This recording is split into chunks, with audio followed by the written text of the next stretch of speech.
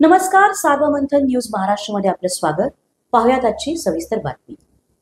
नगर मनमाड राज्य महामार्गावर पुन्हा एकदा खड्ड्यांनी बळी घेतल्याची दुर्दैवी घटना आज गुरुवारी दिनांक 11 सप्टेंबर सायंकाळी 6 वाजल्याच्या सुमारास राहुरी शहरात हॉटेल क्रांती समोर घडली.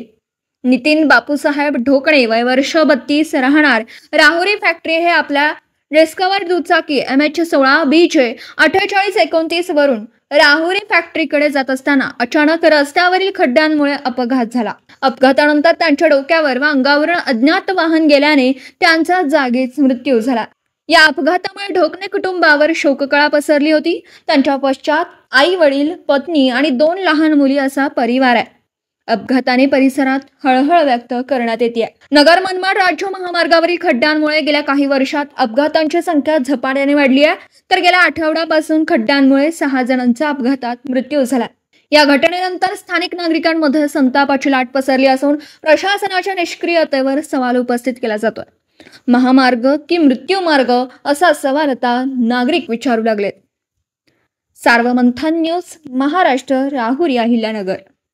सार्वमंथन न्यूज महाराष्ट्राला लाईक करा, शेअर करा, सबस्क्राईब करा.